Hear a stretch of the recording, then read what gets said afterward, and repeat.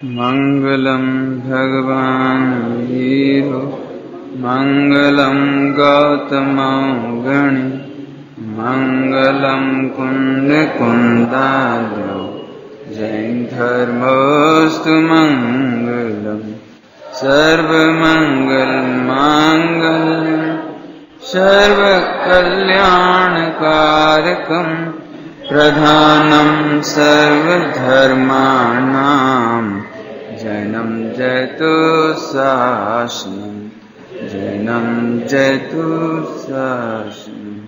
बीतरागी देव शास्त्र। आज समाधि मरण के बारे में विशेष विचार करें। समाधि मरण के संदर्भ में जैसा कि पहले बताया था, अनिहार और निहार अर्थात उपसर्ग के काल में समाधि मरण और सामान्य परिस्थितियों में समाधि मरण। जब कभी उपसर्ग आ जाए तो उस समय तो हमें द्रव्य क्षेत्र काल भाव का विचार करने का अवसर नहीं है। कैसा द्रव्य होना चाहिए, कैसा क्षेत्र होना चाहिए। क्या अपन कभी सोचते हैं कि कैसे क्षेत्र में एक्सीडेंट हो इसका कौन सोचे? किस समय में हो, आधी रात को हो, किस दिन में हो, ये भी नहीं सोचते अपन। कहने का मतलब यह है कि ये अपने हाथ में नहीं है कि उपसर्ग आएगा तो द्रव्य क्षेत्र काल भाव का विचार संभव नहीं है। लेकिन हम सामान्य परिस्थिति में द्रव्य क्षेत्र काल भाव का निर्णय जरूर करें। आज का ये जो विषय है इसलिए महत्वपूर्ण है कि सामान्यतः एक तो मरण के बारे में हम सोचते ही नहीं है, दूसरी बात जब सोचते ही नहीं है तो मरण का क्षेत्र कैसा होगा, सामग्री कैसी होगी, कैसे भाव होने चाहिए, इस सब पर भी हमारा उपयोग जाता नहीं है। परिणाम ये निकलता है कि हमारा जीवन लापरवाही से व्यतीत होता है और फल ये होता है कि अंत में मरण समाधि मरण रूप में नहीं हो पाता। इसलिए आज की चर्चा विशेष कर रहे हैं। आपको याद होगा कुछ दिन पूर्व में हमने उपसर्ग के काल में समाधि मरण करने के लिए इतना बताया था कि हम मानसिक रूप से तैयारी कर लें कि एक्सीडेंट होगा तो हम क्या करेंगे।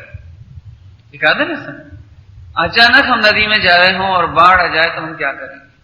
अचानक हम नदी में तैर रहे हैं और मगरमच्छ यदि हमें मुंह में ले ले तो क्या हो। हम जंगल में हों और कोई अजगर हमको लील जाए, निगलने लगे, जैसा कि अनंतधरा की कथा आती है। 3000 वर्ष जंगल में भटकने के बाद 3000 वर्ष तक उसे कोई नगर का रास्ता नहीं सूझा, ऐसे भटक गए। इतने अधिक भटकन होने के बाद 3000 वर्ष बीत गए और एक दिन अजगर ने अनंतधरा को निगल लिया। अब धीरे धीरे देखो उसके पैर टूट रहे हैं, हाथ घुटने की हड्डियां टूट रही हैं और अंदर जा रही है वो, अजगर के मुख में फंसी हुई है अनंतधरा। इतने में ही उसका पिता जो चक्रवर्ती था, बोलो, वो चक्रवर्ती अपनी पुत्री को ढूंढता हुआ आ गया और उसने धनुष बाण भी चढ़ा लिए। तभी अनंतधरा बोली, हे पिताजी, मेरे मोह में गाफिल होकर तुम इस अजगर के प्राण मत दो।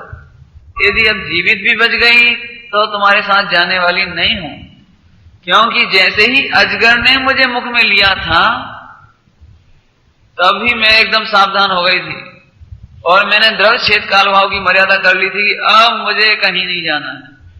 जो मेरे तन पर वस्त्र है वही अंतिम है। अब मेरे चारों प्रकार के आहार का त्याग है और इस क्षेत्र से बाहर मुझे जाना ही नहीं है। और कितनी अलर्टनेस रही होगी शुरू से ही, कितनी सावधानी रही होगी शुरू से ही। अपन तो घबरा जाए एक बिच्छू देख करके भी, एक सर्प देखकर घबरा जाए। और वहां वो अजगर ने जैसे ही उसका पैर पकड़ा और खींचना शुरू किया अंदर की तरफ, पेट के अंदर, और उसने एकदम सावधान होकर हाथ जोड़ लिए, प्रभो अरहंत सर्वदेव, आपकी साक्षी में हे पंच परमेष्टि भगवंतों, मैं सल्लेख में धारण करती हूं। हम जितनी देर में घबराएंगे, रोएंगे, चिल्लाएंगे, भागने की सोचेंगे, हाथ पैर चलाएंगे, लेकिन उसने संभाव पूर्वक देह का, अब कैसा लगता हुआ हलाहल मौत के मुंह में जा रहे हैं और सामने पिताजी बचाने आ गए। 3000 वर्ष बाद पिताजी आए हैं सामने चाहती तो उसका मोह बहुत हो सकता था, खुश भी हो सकती थी, महाभाग्य से पिताजी आ गए वो बचा लेंगे, लेकिन नहीं। जैसे ही अजगर ने पैर पकड़े, उसने एकदम पंच परमेश्वर का स्मरण किया और सल्लेखना ले ली। एक बहुत सुंदर कथानक है मनोज जी, ऐसे बहुत सारे कथानक आते हैं। पार्श्वनाथ भगवान का जीव की भी कथा आती है 10 भव पूर्व में। उसके भाई ने, बड़े भाई ने, है ना, मरुभूति और वायुभूति, और उसके सिर पर पत्थर पटक दिया, हाथ में रखी हुई चट्टान पटक दी उसके सिर पर, छोटे भाई के सिर पर, पार्श्वनाथ भगवान का जीव, और उसके सिर पर वो चट्टान पटक दी। सिर फट गया, बिलक वहां बेहोश होकर पड़ गया। होश में आया, पीछे पीछे उसकी पत्नी आई, देखी अरे रे मेरे पति का तो अब देहावसान होने वाला है। ये कथा मुझे बहुत मार्मिक लगती है। उस स्त्री ने रोई नहीं। देखो अपन क्या करेंगे, रोएंगे, अरे रे मेरे पति का क्या हालत कर दिया, धिक्कार है, दुष्ट है मेरा जेठ, कितना पापी है, अरे रे। और नाना प्रकार से बिलख सकती थी, रो सकती थी, बहुत कुछ कर सकती थी, लेकिन उसने अपने पति का सिर अपनी गोद में लिया, उसको होश में लाई और कहा, संबोधन दिया, हे देव, हे स्वामी, अब तुम्हारे देह की स्त्री दिखाई नहीं देती, तुम सावधान होकर के देह छोड़ो, मेरे मोह में गाफिल मत हो, अपने बड़े भाई के प्रति भी द्वेष मत लाना। कितनी जबरदस्त कथा है जैन शासन की। एक स्त्री जिसका स्वाग उसके सामने उजड़ रहा है, उसे द्वेष नहीं है, क्षोभ नहीं है, रो नहीं रही है, चिल्ला नहीं रही है, बल्कि अपने पति को समाधिमन कराया उसने। वो देह छूट कर देवगति में चला गया। क्यों कि वो देखो, ये है संस्कार का फल, यह है स्वाध्याय और संयम का विचार का फल। जैसे ही पति को घायल अवस्था में देखा और ये लगा कि अब बच नहीं सकती, गोद में लेकर बड़े प्रेम से संबोधा, हे नाथ, इस देह के ममत में अनंत बार खोटी गतियों में जाना पड़ा, इस समय पंच परमेश्वरी ही शरण है, तुम मेरे मोह में अथवा अपने भाई के द्वेष में गाफिल मत होना, बस अंतिम बेला है। ये जो मुनि राजा का दृश्य पीछे लगा हुआ है, अक्सर मैं इसके ऊपर एक पंक्ति कहता हूं।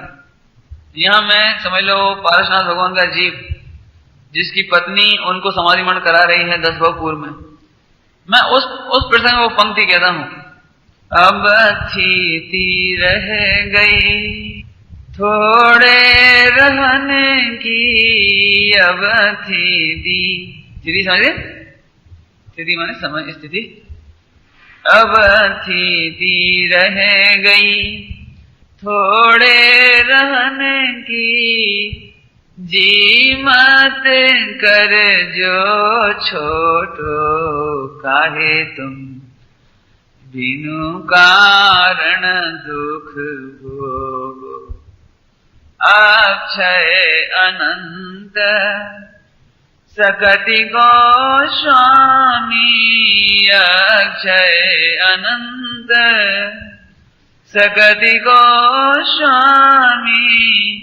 तो मैं सुख को न टोटो काहे तुम, बिनु कारण दुख भोग, भोग भुगतते। क्या कह रहे हैं, हे स्वामी, भोग भोगे नहीं तुमने, भोगों को भुगता है?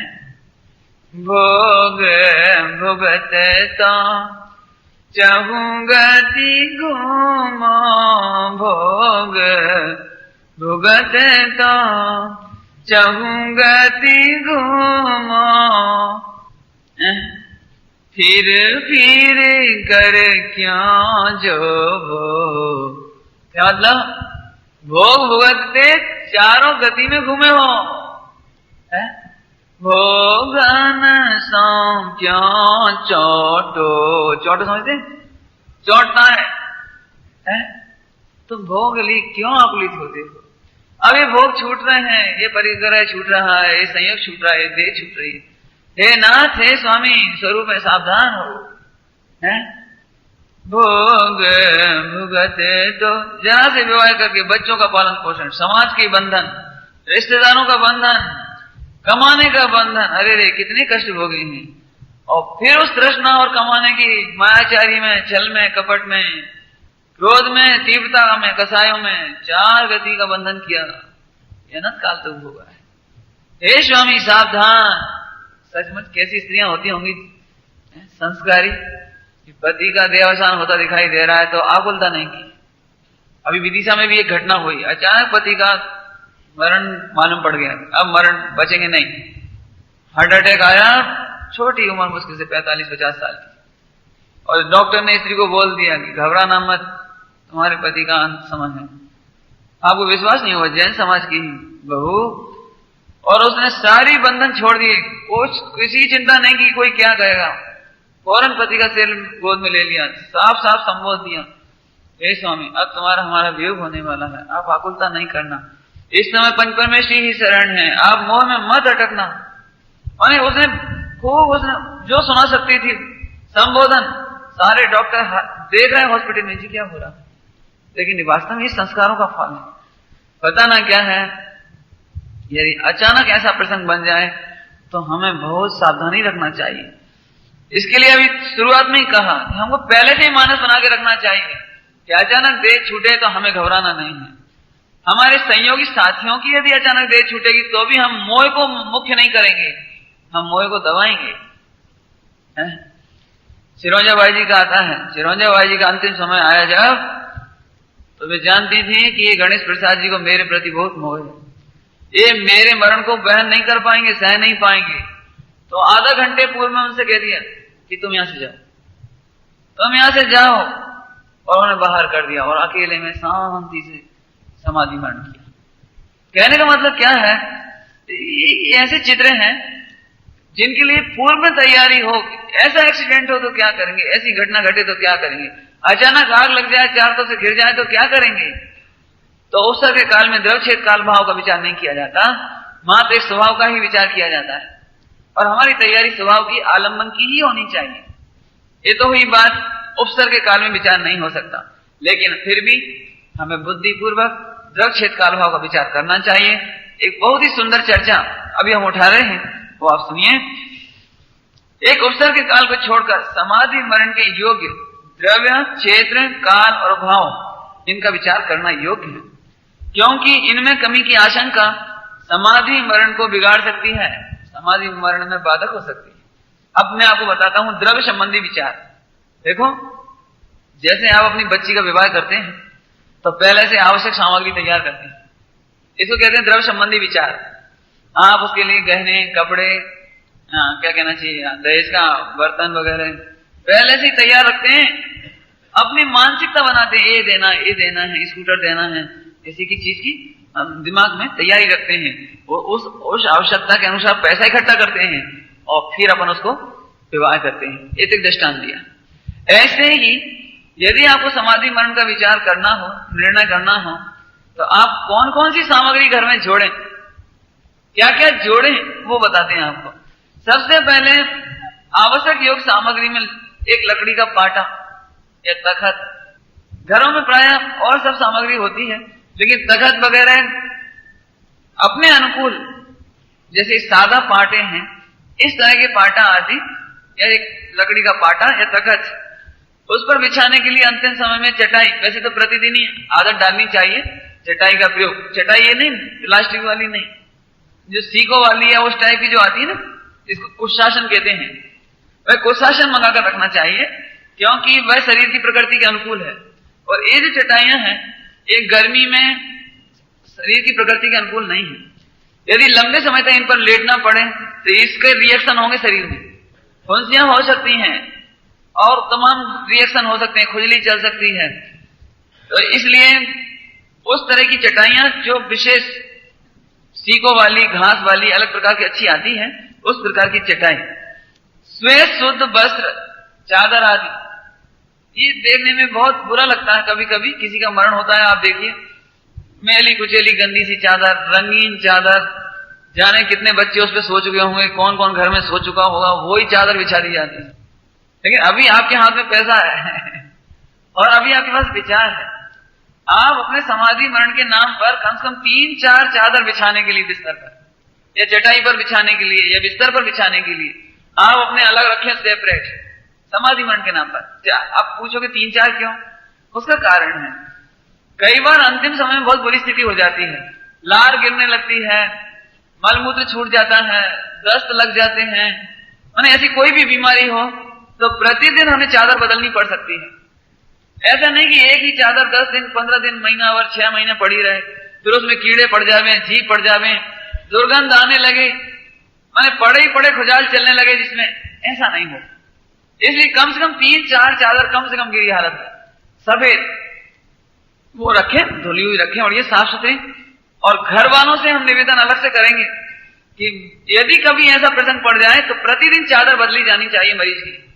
प्रतिदिन चादर बदलकर, मैली भले ही ना हो तो भी बदल देनी चाहिए। आप एक बात खुद महसूस करना, जिस दिन आप धुला चादर ओढ़ते हैं या पहनते हैं उस दिन कैसा लगता है आपको बिस्तर में, और एक 6 महीना 4 महीने पुरानी रजाई, उसकी खोल धुली ना हो 3-4 महीने से, तो उसे ओढ़ने में कैसा लगता है आपको? माने एक सहज एक व्यवस्था है। इसीलिए आपकी जो परिचर्या कराने वाले हों या आप किसी के परिचारक बने, सेवक करने वाले बने, तो आप ये बात ध्यान रखें कि कम से कम मरीज की चादर या समाधि मरण करने वाले की चादर प्रतिदिन बदलें। करना कुछ नहीं है, यदि कहीं दाग लग गए हो, थोड़ी सी साबुन लगेगी, जरा सी नाम मात्र की, धो के डाल दें, अथवा उसे निचोड़ करके ही डाल दें, तो भी वो चादर अच्छी होनी चाहिए। क्योंकि ये क्या कहें आपको, देखो घर में बुजुर्ग समाधि मरण कर रहे हों और आप उसे गंदे मेले कुचेले बिस्तर में पटके मैं कह रहा हूं रखें, तो लोग आकर ये कहेंगे कि तुम्हें अपने पिताजी की कीमत नहीं है, आदर नहीं है, तुम्हें ये जो समाधि मरण कर रहे हैं इनके प्रति आदर नहीं है। हम विषय भोगों में लाखों रुपए खर्च करते हैं, एक से एक कपड़े, बच्चे ड्रेस बनवा लेते हैं, एक से एक खान पान करते हैं, मोटरसाइकिल 50-50, 40-40 हजार की, कितने 35 हजार की, 40 हजार की खरीद लेते हैं। क्या हम अपने माता पिता की समाधि मरण कराने के लिए धुली साफ सुथरी चादर भी नहीं रख सकते हैं? जनरली लोगों को क्या लगता है, अब जावे वाले तो हैं, बिस्तर फेंकने पड़ेंगे यदि उनकी देह छूट गई तो नई की नई चादर फेंकनी पड़ेगी। फिर हम फिर पूछते हैं, 40 हजार का स्कूटर अपन खरीद सकते हैं, लाखों की कार खरीद सकते हैं, बिल्डिंग के मेंटेनेंस में, संगमरमर लगाने में लाखों रुपए खर्च कर सकते हैं, ज्यादा क्या कहें, हमारी लेटरिन भी सुसंस्कारित तो क्या कहना चाहिए, मतलब वो भी अच्छी बना सकते हैं, सब जगह पैसा अच्छा खर्च कर सकते हैं। तो हमारे माता पिता या हम या आप या कोई भी, एक हिसाब से कहें तो भावी सिद्ध परमात्मा, भविष्य के आचार्य, भविष्य के उपाध्याय, भविष्य के साधु, वर्तमान में इस देह में यदि अंतिम देह छोड़ रहे हैं, समझ लिया अंतिम समय आ रहा है ना, तो ऐसे समय में तो ये बहुत विचार करने लायक बात है कि उनके बिस्तर बड़े अच्छे। हम कह रहे अभी भी आप अपने घर में जाकर देखें, नया बिस्तर बनवा के रखें, अचानक जरूरत पड़ जाए तो नया बिस्तर लें। एक कारण और है, क्योंकि अब मैं क्या कहूं आपको, मैंने ऐसे बिस्तर देखे जिन पर बच्चे गंदगी कर देते हैं, मलमूत्र कर देते हैं, और रुई टूट गई समझिए, पिल्ले पड़ जाते, क्या कहते हैं, माने बुजुर्ग आदमी, घर के सज्जन व्यक्ति, क्या कहते, माता पिता या दादा दादी, और रुई के पिल्ले पड़ गए, वो ऐसी रजाई मेली कुचेली न, जिस पर कभी झूल दिखाई देवे या दिखाई भी देवे तो मेली, ये कोई अच्छी बात नहीं है। कोई घर में आए तो भी शोभा नहीं देता है, और हमारी संपन्नता के हिसाब से ही शोभा नहीं देता है। हम कह रहे हैं कम से कम भले चाहे तुम 40-40, 20-20 रुपए की चादर खरीदो, लेकिन होवे साफ सुथरी। आप समझ लेना, अपने अपने घरों में जाना और बिस्तर के ट्रंक में देखना, यदि नए बिस्तर नहीं हो तो कल ही बनवा लो नहीं, इसे बहुत स्पष्ट कह रहे हैं, ये बहुत बुरा लगता है, समझ लीजिए। माने कई बार तो ऐसे बिस्तर होते हैं जिन पर बहू बेटे सो गए हों, कोई भी आकर के सो गए हों, महिलाएं सो गई हों, जबकि अभी हम आपको बताने वाले हैं कि जब आप समाधि मरण करेंगे तो सबसे पहले आप ब्रह्मचर्य लेंगे, और एक ब्रह्मचारी को, एक व्रती को, एक त्यागी को सील रहित वस्त्रों में, बिस्तरों में, दूसरों के द्वारा भोग किए गए हुए बिस्तरों में ये आपके प्रयोग करने योग्य नहीं है। इसलिए आपको बिस्तर तो अपना सेपरेट रखना ही चाहिए, इसमें कंजूसी करने की जरूरत नहीं है, समझ आया ना। और ज्यादा से ज्यादा यदि देर छूटी और वो बिस्तर गया भी तो कितने का जाएगा, ज्यादा ज्यादा 200-500 रुपए का।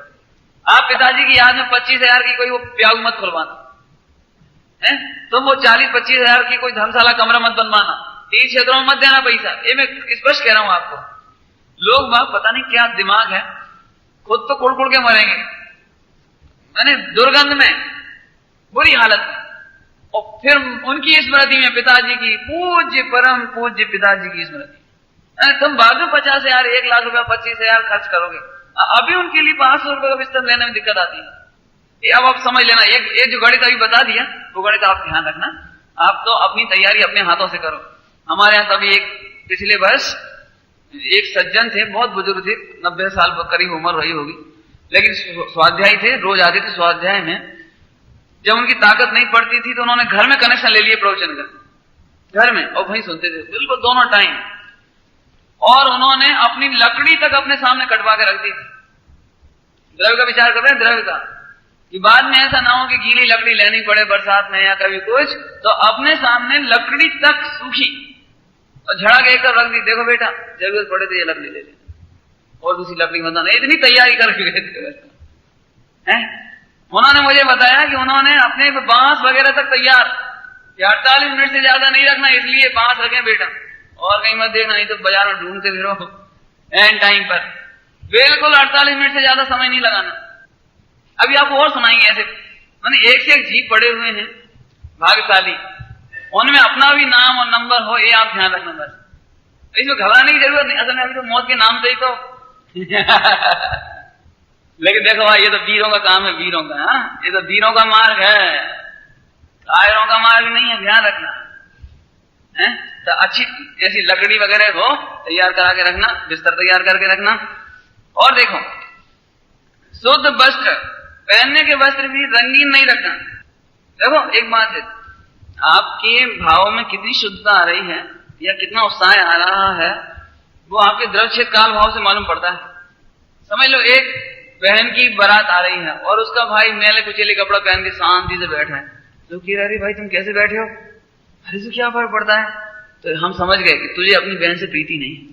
यदि तुझे अपनी बहन की प्रीति होती और उसके विवाह का हर्ष होता तो तू ये मेले कुचेले फटे कपड़े नहीं पहनता। समझ गए दृष्टांत? ऐसे ही तुम्हें समाधि मरण का उत्साह होए तो रंगीन कपड़े नहीं, सादा स्वच्छ सफेद वस्त्र है। ग्रंथ जी, अपने कक्ष में ग्रंथ जी देख लो, अपने कमरे में योग्य ग्रंथ, समाधि मरण के योग्य मूलाचार, भगवती आराधना, समाधि मरण के पाठ, कैसेट, समाधि मरण की कैसेट। कई बार क्या होता, कोई सुनाने वाले नहीं मिलते। देखो आज ये बहुत बढ़िया सुविधा हुई कैसेट की। समाधि मरण के टाइम मान चलो 1-8 घंटा सुनाना होता तो कोई भी सुना दे, लेकिन अब रात भर कौन सुनाए? 10-10 दिन कौन सुनाए? 1 साल कौन सुनाए? 1 महीना कौन सुनाए? इसके लिए हम आपको बताते हैं, जो प्रवचन आपको लगता है कि मुझे प्रिय है, जो भजन मुझे प्रिय है, जो सामायिक पाठ, भक्तामर पाठ, छहडाला के पाठ, जो स्तोत्र के पाठ हमें प्रिय हैं, प्रवचन प्रिय हैं, वे कैसेट अभी से सुरक्षित रखो। आप अभी से ही उन्हें स्पेशल रखो आप लगा करके कि बेटा यदि कदाचित हम नहीं बोल पाए, हमारा कंठ अवरुद्ध हो जाए, तो तुम हमें अंतिम समय में सुना नहीं सको, तो ये कैसेट लगाते रहना। बस आत्मानंद जी बाबा जी की याद आती है। हम उनसे पूछते थे कि बाबा जी मान चलो आपका गला से भी नहीं बोल पाओ, तो आप उस समय क्या सुनना चाहोगे? यदि आप कान से भी नहीं सुन पाओ तो उस समय आप क्या करोगे, क्या चाहोगे हमसे? बाबा जी आत्मानंद जी क्या प्रश्न किया हमने उनसे कि अंतिम समय बोल नहीं सके तो आप क्या सुनना चाहोगे, और कान काम नहीं करेंगे तो फिर हमसे क्या चाहोगे आप? मालूम क्या जवाब दिया था कि बेटा हमारी आंखों के सामने एक उंगली दिखा देना।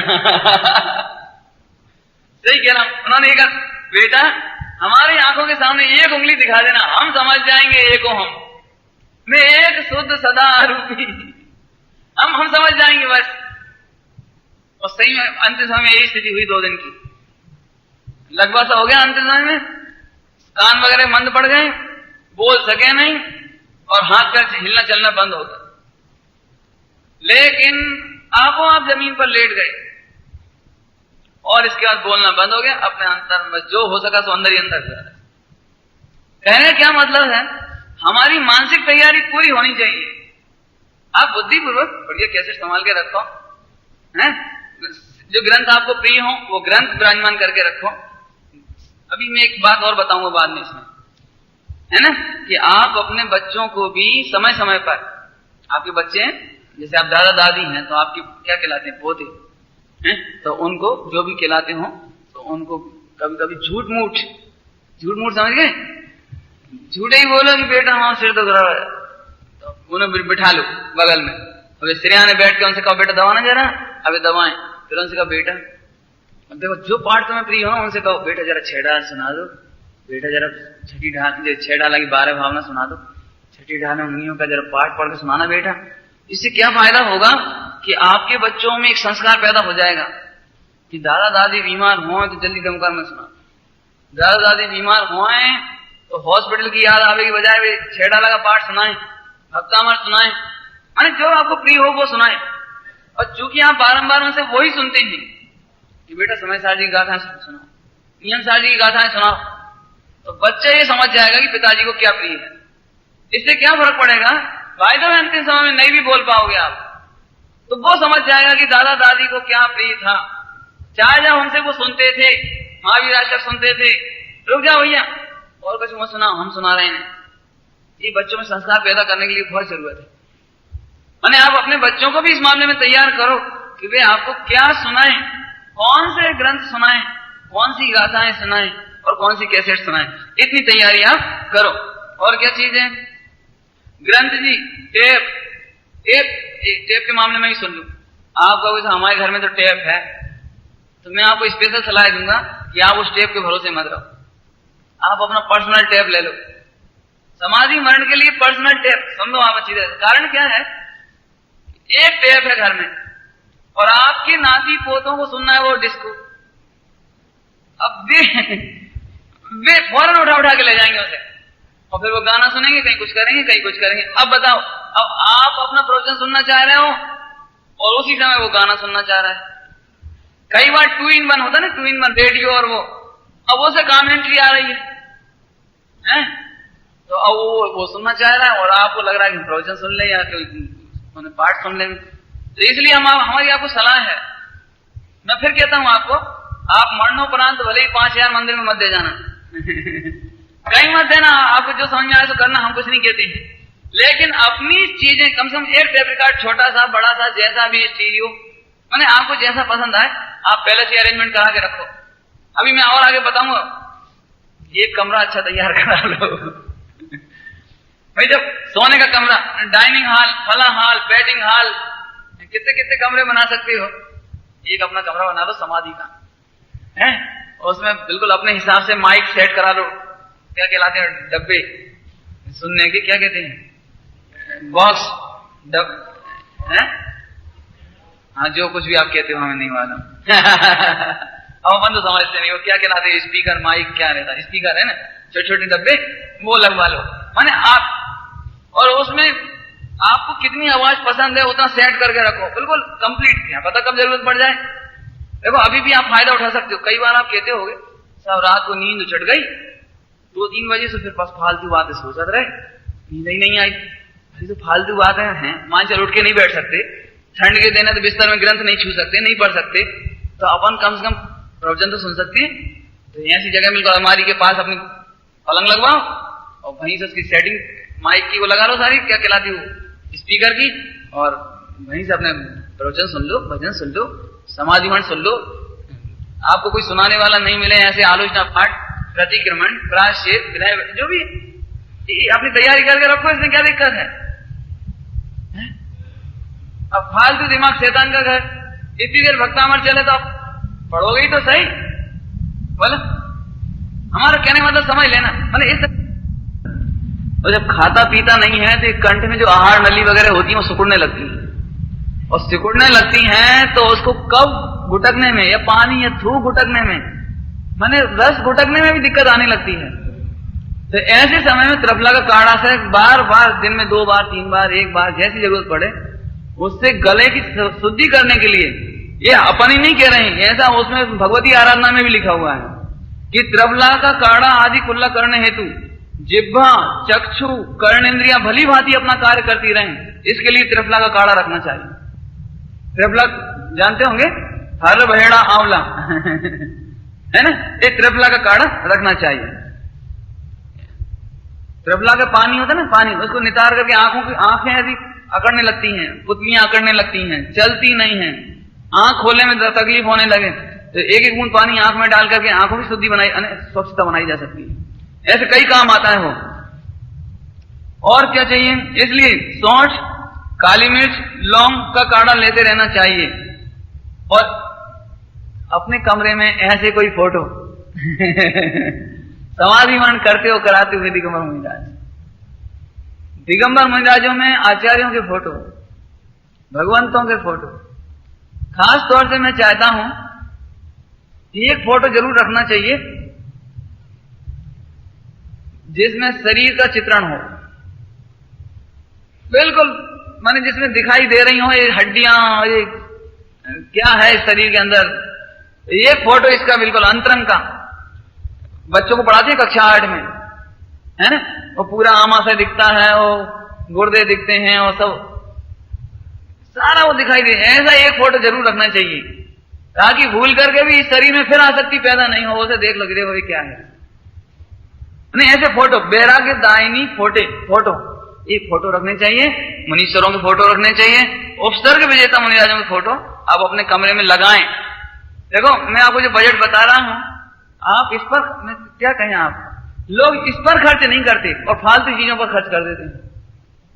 आप मकान बनवा ही रहे हैं, चाहे तो बड़े आराम से, क्या बताएं आपको, बताओ कितने घरों में एक भी समाधि मरण के योग्य कमरा नहीं है, जबकि उनके घर में 10-10, 5-5 कमरे केवल कचरा भरने का काम आता है, कबाड़ा रखने का काम आता है, टूटी फूटी साइकिल पड़ी है, फालतू सामान पड़ा है, जाने क्या क्या सामान पड़ा है, माने फालतू सामान पड़ा है, लेकिन एक कमरा योग्य अपने लिए ऐसा बनाओ, है ना। तो इस तरह से ये सामग्री इकट्ठी करना, और साथ में ही योग्य गुरु अथवा निर्यापक, ये द्रव्य संबंधी विचार चल रहा है, द्रव्य संबंधी योग्य गुरु अथवा निर्यापक, इसकी विशेष चर्चा हम बाद में करेंगे।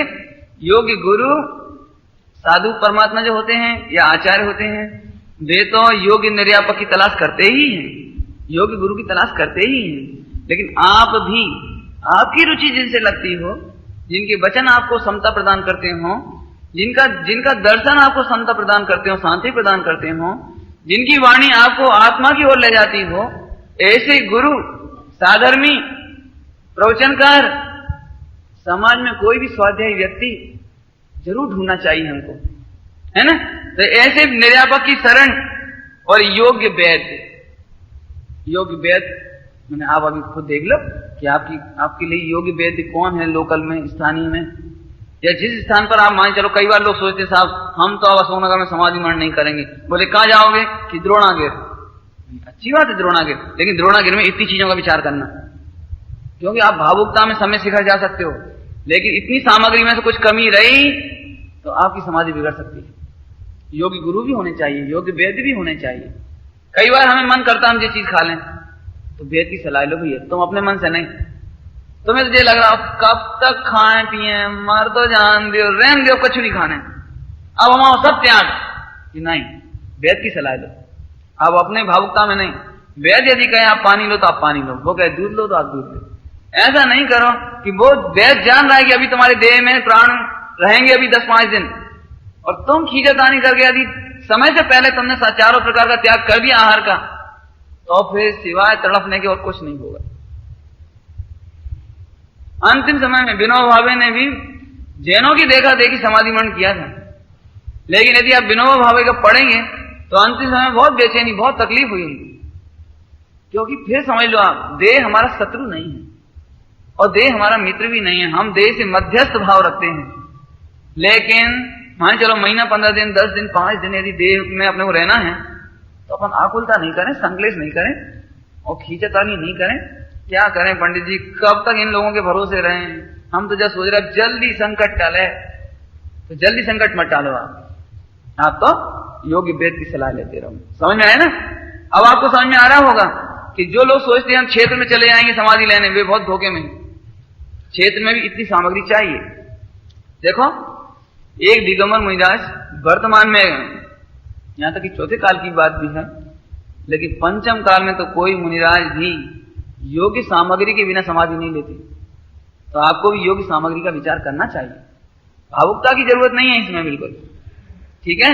तो योग्य गुरु और निर्यापक की चर्चा बहुत विस्तार से हम करने वाले हैं, इसलिए अभी इसकी चर्चा नहीं करेंगे। ये हुई चर्चा द्रव्य संबंधी विचार। समाधि मंडन के समय में द्रव्य कैसी होने चाहिए, अपनी सामग्री कैसी होनी चाहिए, उसकी बात। अब क्षेत्र कैसा होना चाहिए उसका विचार।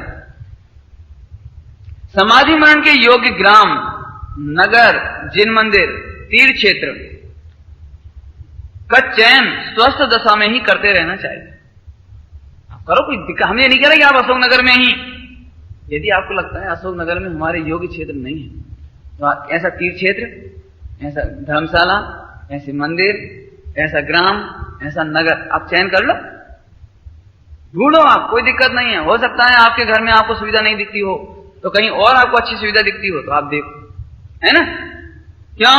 अब ग्राम नगर की बात देखो, पंडित जी हमारे घर में तो सुविधा हो सकती है, लेकिन हो सकता है आपके मोहल्ले में, आपके घर के ठीक बगल में टॉकीज हो, आपके घर के बगल में ठीक जुआ खेला जाता हो, होटल हो, वहां डांस किए जाते हो सकता है वहां शराब पी जाती हो सकता है थोड़ी दूरी पर वेश्यालय हो सकता है आपका क्षेत्र अच्छा ना हो। इसलिए क्षेत्र का भी विचार करने लायक है। क्यों? कि देखो एक बहुत अच्छी बात बताएं, जहां दिगंबर मुनिराज ठहरते हैं या समाधि लेते हैं या एक रात को भी कहीं विश्राम करते हैं किसी कमरे में, किसी स्थान पर, किसी धर्मशाला में, तो उसके बगल वाले कक्ष में कोई वृद्ध महिला तक नहीं ठहर सकती। क्यों नहीं ठहर सकती? कि आखिरकार वो रात को खांसे, खकारे, बोले, हंसे, कोई युवती, कोई महिला, तो आखिरकार उपयोग वहां जा सकता है, परिणाम चलित हो सकते हैं, विकृति हो सकती है। तो एक महिराज जब इतनी रखते हैं, 9 बार सील की रखते हैं, तो हमें भी सावधानी रखने लायक है। जरा में चूकते हैं परिणाम, जरा में। अरे ना से हम कह रहे हैं खोटे विचारों में, लेकिन खोटा विचार किसको कहते हैं पता है? उनके प्रति द्वेष का उत्पन्न होना, ये भी तो खोटा विचार है। यही समझ, जैसे समझ लो एक 80 साल के वृद्ध व्यक्ति कमरे में है और बहुत तकलीफ है, और बगल में बहुएं हंस रही हैं, खिलखिला रही हैं, बच्चे खेल रहे हैं, कूद रहे हैं, तो ना से और कोई विकृति थी, एक विकृति हो सकती है, कोई ये चिंता नहीं है, अपन मरे चाहे जिए, उन्हें कहा है खूब भैया खाओ, कहा है ऐस करो, अरे मरे हम तो, अब जी क्या हुआ? अरे जरा दया नहीं है भैया, अरे कहा बिल्कुल का पीढ़ी है, अरे तो अब जी क्या हुआ?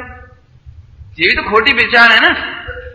तो एक काम करो, बुद्धिपूर्वक ऐसा करो ही मत। आप बुद्धिपूर्वक क्षेत्र की तलाश करो, घर में भी आप कमरे की तलाश करो। हम तो कहते हैं सबसे अच्छा घर कहाँ है? जहाँ निरापद हो, जिसके बगल में टीवी नहीं बजता हो। आप ऐसा घर देखो, कमरा देखो, कमरे में भी जहां बच्चों के पढ़ने लिखने का स्थान ना हो, बच्चों के बहुओं के सोने के स्थान ना हो, ऐसा कमरा ढूंढो बगल का। टीवी नहीं चलता हो, ऐसा स्थान देख लो। लोगों के आने जाने का मूल कक्ष नहीं हो उसके बगल में। क्यों? कि लोग आएंगे तो सब तरह के लोग आएंगे, जाएंगे, हंसेंगे, बोलेंगे, और तुम्हें क्षोभ हो सकता है। देखो क्षोभ का कारण बताता हूं आपको। जिस दिन आपकी तबीयत खराब हो, आपको बहुत तकलीफ हो रही हो, तो इतनी घुटन सी होती है कि कोई हंसे तो अपने दुश्मन सा लगता है, नहीं? तो ऐसे समय में आपके परिणाम बिगड़ सकते हैं। अरे भैया देखो ये हंस रहे हैं, इन्हें ये नहीं लग रहा कि अरे देखो एक दिन तुम्हारे भी ऐसे ही आएंगे भैया तो ये क्लेश नहीं होना चाहिए अपने क्षेत्र में, ख्याल में है? इसलिए क्षेत्र का विचार करें, ग्राम, नगर, जिन मंदिर, तीर्थ क्षेत्र का चयन करें, है ना। स्वस्थ दिशा में ही करते रहना चाहिए। इस हेतु देखो मुनिराज तो इसीलिए देशाटन करते हैं, विहार करते रहते हैं, लेकिन श्रावक भी इसीलिए तीर्थ यात्रा करते हैं। श्रावक भी इसीलिए तीर्थ यात्रा करते हैं, कहाँ की धर्मशाला है, कहाँ की सुविधा है, कैसा है, कौन सा क्षेत्र शोरगुल से रहित है, प्रदूषण से रहित है, सब चीज क्षेत्र अच्छा है अपने लिए, बड़ी शांति है यहाँ पर।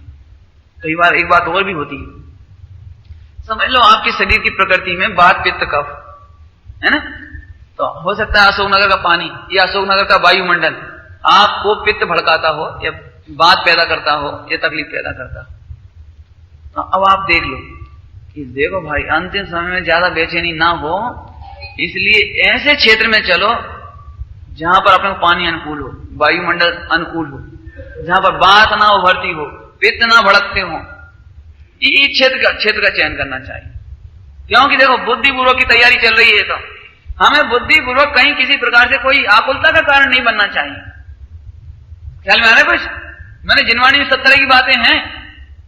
देखो तो क्षेत्र में ऐसे ऐसे स्थान देख लेने चाहिए देशाटन करते समय वहां के निवासियों की रुचि, जो व्रती त्यागी हो, संयमी हो, वे क्या करें कि जैसे जिस गांव में आपको समाधि लेने का भाव है तो वहां के निवासियों की रुचि देखो।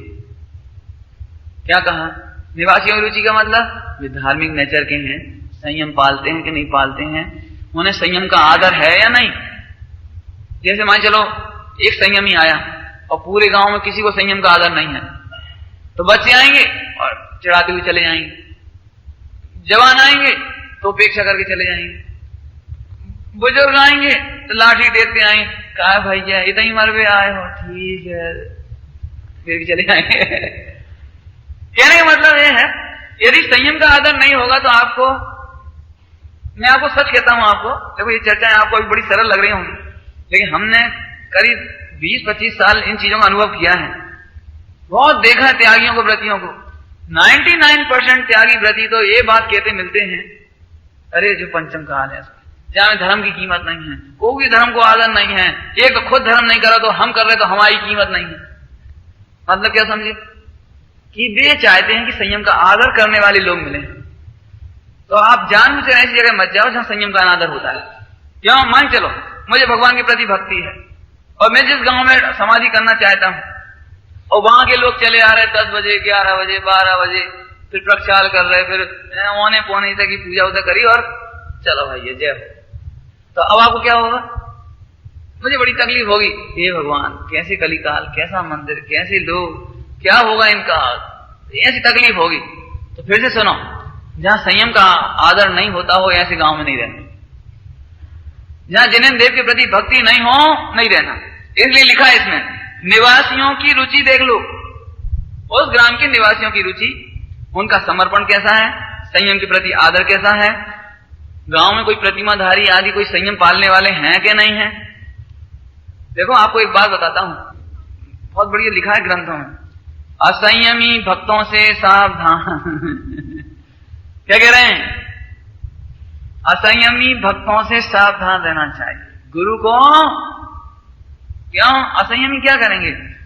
बीमार हुए तो संयम पालवाने की कोशिश नहीं करेंगे, प्रतिज्ञा निभाने की कोशिश नहीं करेंगे, वे तो यही कहेंगे हॉस्पिटल चलें, इंजेक्शन लगवा दें, दवाई दे दें। ये असंयम, ऐसा नहीं होना चाहिए। पहले ही बुद्धि को सावधानियां रखनी चाहिए।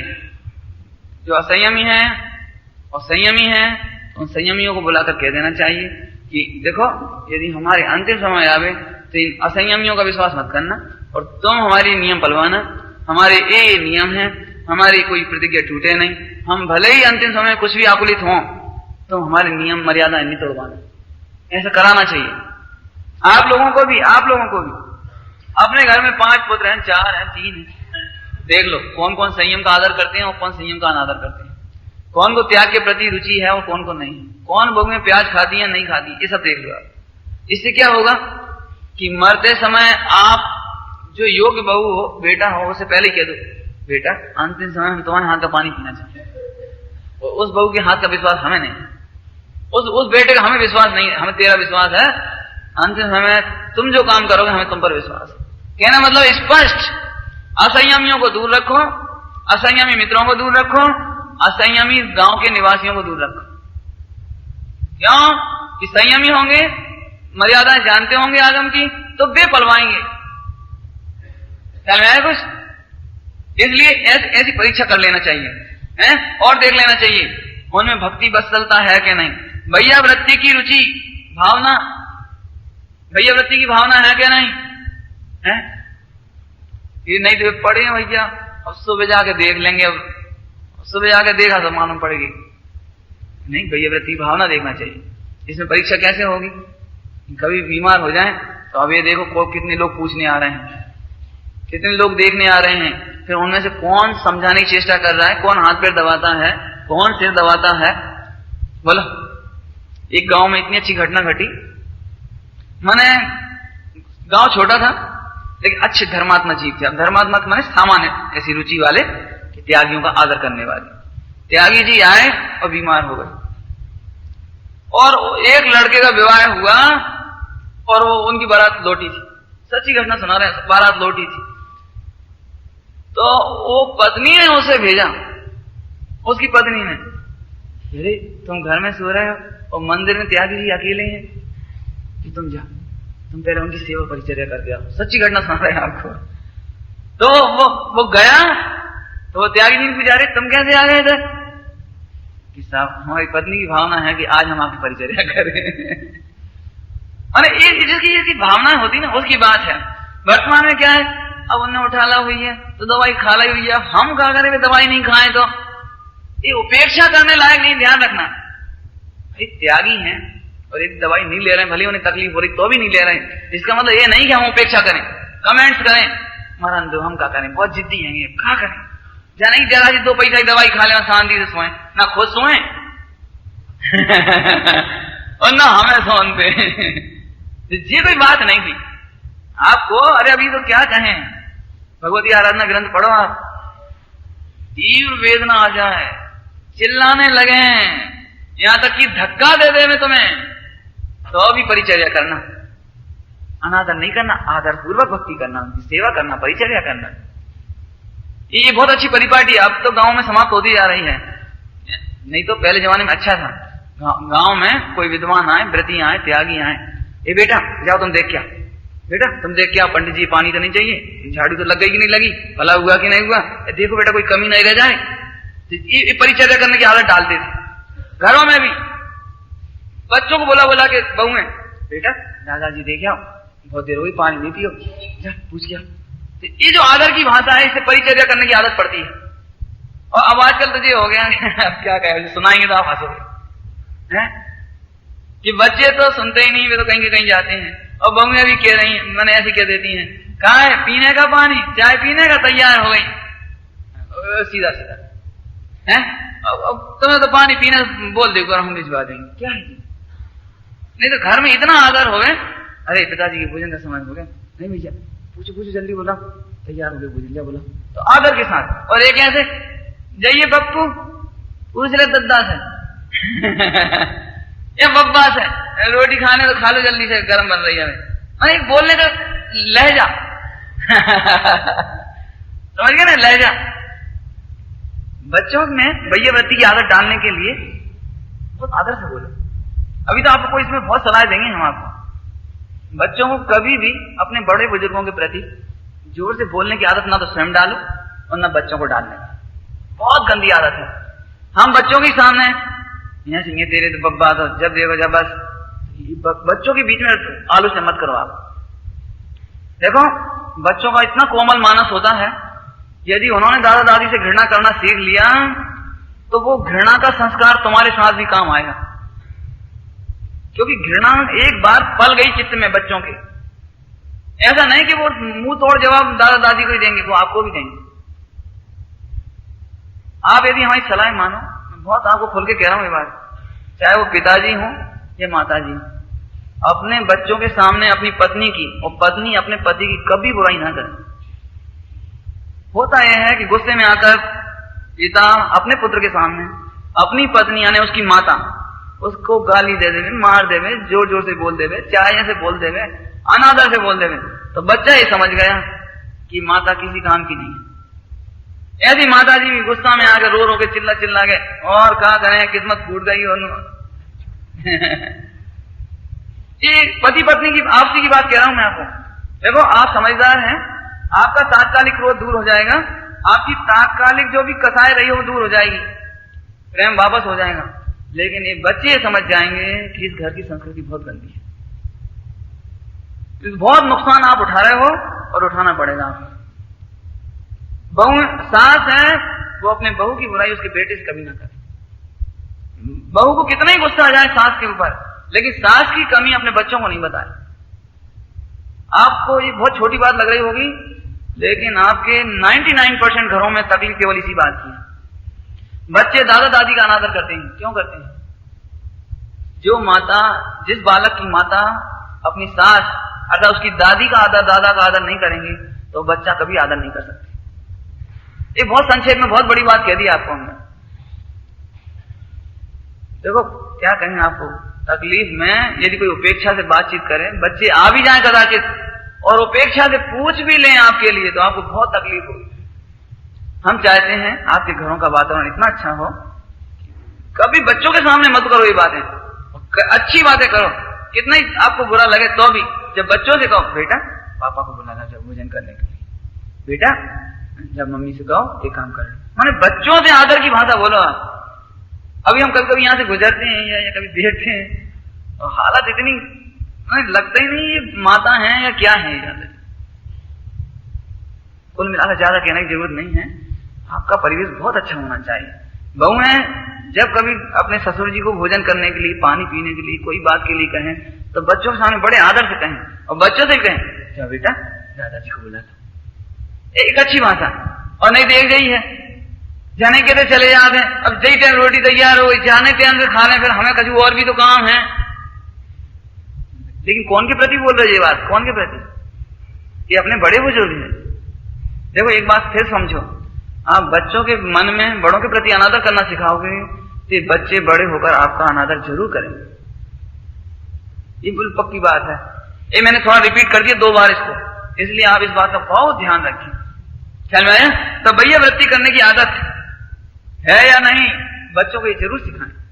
परीक्षा करें इसकी, इस हेतु से वहां अपना अभिप्राय व्यक्त किए बिना वहीं उनकी कभी भी परीक्षा ली जा सकती है। ये मैंने आपको एक दिन बताया था आपको कि जानबूझ करके बीमार होकर पड़ गए, समाज वाले इकट्ठे हुए, अब क्या करें? कोई तो बोले कि ये दवाई दे दो, डॉक्टर दिखा दो, अब कह तो रहेंगे रात्रि में पानी पीवेगी, पिला दो और जो परीक्षा हो जाएगी इसलिए बस। आपको रात भर परिचर्या करना पड़ेगा, कदाचित पानी की पट्टी रखना पड़े तो रात भर पानी पट्टी रखो, लेकिन पानी की बूंद मत पिलाओ। क्यों? क्योंकि नियम नहीं तोड़ाना किसी का, तो इसलिए परिचर्या करने की आदत डालना। मैं उन बुजुर्गों को भी कहता हूं वे अपने बच्चों अपने पास बिठाकर परिचर्या करने की आदत डालें। बिठा बच्चों बिठाओ, कभी उन्हें कहानियां सुनाओ, वर्तमान योग सुनाओ, बीच बीच में ये बेटा उंगली दुख रही है, बहुत दर्द हो गया, बेटा ये डमकार मत का पाठ करना बेटा। तो बच्चों को ऑटोमेटिक वो संस्कार जो हैं वो धार्मिकता के होते हैं।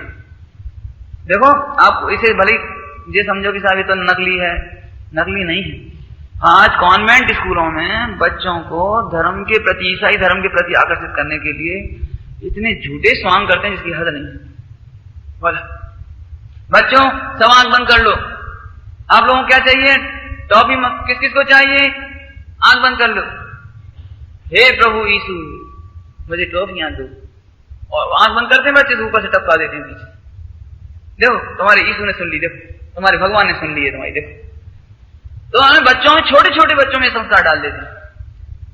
पिकनिक कराने ले जाएंगे और 20 रास्ता में गाड़ी रोक देंगे। गाड़ी, बच्चों अपनी गाड़ी तो खराब हो गई, अब पिकनिक करने कैसे जाएंगे? सभी बच्चों ऐसे क्रॉस बनाइए और हाथ जोड़कर प्रार्थना कीजिए, हे यीशु हम बालकों की मदद करो, ऐसे से बोलवाएंगे उसको और इतने में गाड़ी स्टार्ट कर देंगे। बच्चों में कैसे छोटे छोटे बच्चे हो तो उन्हें तो ये संस्कार हो गया कि अरे यीशु में बड़ी ताकत है, भगवान के नाम में बड़ा बल है। तो इस तरह ये ईसाईकरण ये कॉन्वेंट स्कूलों को खूब हो रहा है जन के। हम भी अपने बच्चों को संस्कारित करें, कोई दिक्कत नहीं है। उन बच्चों में भी लगेगी पंच परमेष्ठी ही शरणभूत है। जब कभी रोग हो, कभी पीड़ा हो, कभी कष्ट हो तो बच्चे के मुंह से नमोकार मंत्र निकले। आजकल अपन ने इन संस्कारों को समाप्त करने की चेष्टा शुरू की है। जबकि मैं आपको अगलंग निकलंग स्वामी की कथा सुनाता हूं। जिस समय बौद्ध के गुरुकुल में पढ़ रहे थे, बौद्ध मठ में, तब रात्रि में बर्तन पटके गए, खन खन आवाज करी गई और खूब आग लगाई है, जो भी उदम किया। तो क्या निकली थी उनके मुंह से आवाज?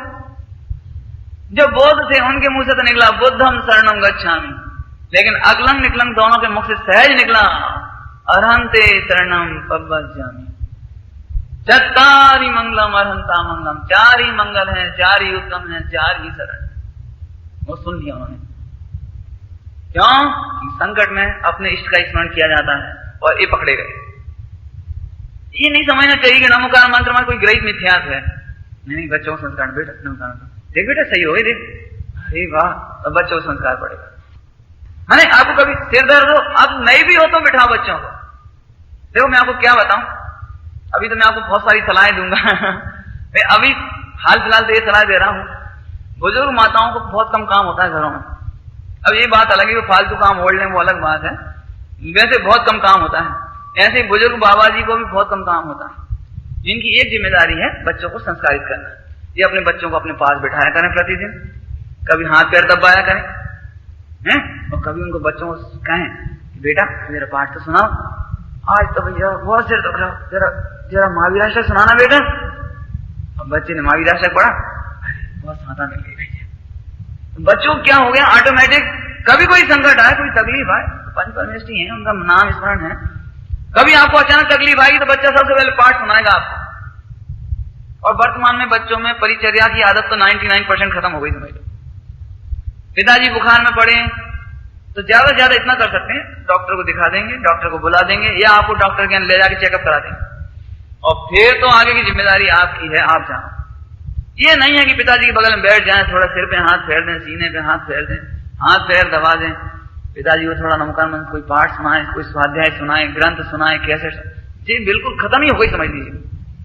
अभी ऐसे घरों में समाधि मन मुश्किल है, इसलिए अभी कुछ नहीं बिगड़ा है अभी भी तैयारी कर सकते हो समाधि मन की, इस तरह की तैयारियां जरूर करनी चाहिए। अपन क्षेत्र की विचार कर रहे हैं, तो क्षेत्र में श्रवणोपासक, श्रवणोपासक माने श्रावक, साफ स्वच्छ सूने कक्ष, साफ स्वच्छ और सूने। देखो जिस कमरे में समाधि लेना है उसको सफेद रंग से पुतवाओ, रंग बिरंगा नहीं, ईस्टमैन कलर की जरूरत नहीं, बहुत सारे रंग लगाने की जरूरत नहीं, कोई पेंटिंग, कोई ज्यादा चित्रकारी, कोई कलाकारी की जरूरत नहीं, साफ हो, स्वच्छ हो, है ना, और सूना हो। सूना का मतलब वहां किसी प्रकार की भौतिकवादी चीजें, सुविधाएं, सुख सुविधाएं, हमारी भावना तो है कि पंखा तक ना हो बिल्कुल ना हो ऐसे। और वहां पर अच्छा है ना, सूने कक्ष, धर्मशाला, जिन मंदिर, तीर्थ क्षेत्र, साधर्मी का घर, मन कोई साधर्मी का घर, तत्व ज्ञानियों की निकटता। सुनो, अपने जहां पर आपको समाधि लेनी है उसके आसपास ज्ञान और वैराग्यवंत तत्व ज्ञानी होने चाहिए। देखो फिर कहते हैं वैरागी ही वैराग में निमित्त होंगे और रागी राग में निमित्त होंगे, ज्ञानी ज्ञान कराने में, भेद विज्ञान में निमित्त होंगे, अज्ञानी भी कथा में निमित्त होंगे। नहीं ऐसा नहीं, हम क्या बता रहे, हमने तो आपने भी बहुत देखा होगा, मैंने भी देखा, तो मैं बता देता हूं आपको। मैं भी पहुंचा और समाज के और सारे लोग भी पहुंचे, अंतिम समय का दृश्य है बिल्कुल। अब रात भर बेचैनी रही, पेशा उतरी नहीं, अवरुद्ध हो गई, शरीर में उष्णता बढ़ रही, गला सूख रहा है। अब जो आए सो भीड़ लगी चली आ रही है, ए भैया आराम से तो बोलो, आराम से तो बोलो, घबराहट तो नहीं हो रही, बोलो। अब बेचारा वो, मैं कह रहा हूं 24 घंटा में कम से 2400 लोग आए होंगे, अब किस किस को जवाब देगी, घबराहट नहीं हो रही, नहीं घबराहट नहीं हो रही, घबराहट नहीं हो रही, आराम से तो बोल रहे हैं, हाँ बोल रहे हैं।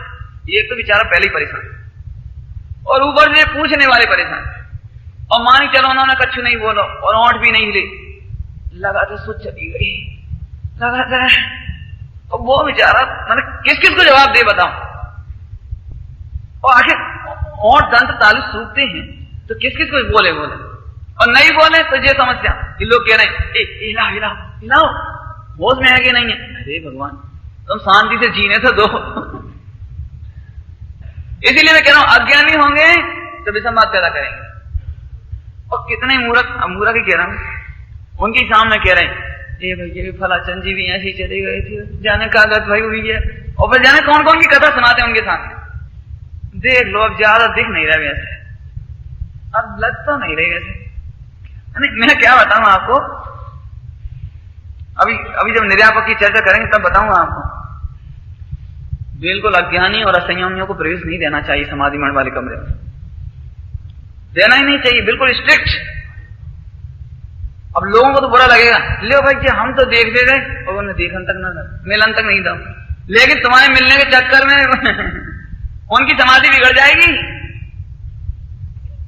बिल्कुल नहीं, आप ध्यान रखना बिल्कुल इस बात का, अज्ञानियों का। इसीलिए लिखा है ज्ञान और वैराग्य संपन्न साधर्मियों की संगति होनी चाहिए, है ना। ऐसे तीर्थक्षेत्र, ऐसे साधर्मी का घर हो, कोई दिक्कत नहीं। ये मत सोचना कि अपना घर में ही समाधि मरण करना है, कोई साधर्मी का भी अच्छा कमरा हो, कोई मित्र हो, संपन्न हो, अच्छा कमरा हो, उनको साधर्मी वात्सल्य हो, तो आप ऐसे कमरे में जाकर के, उनके घर में जाकर के भी समाधि। ओम नमः।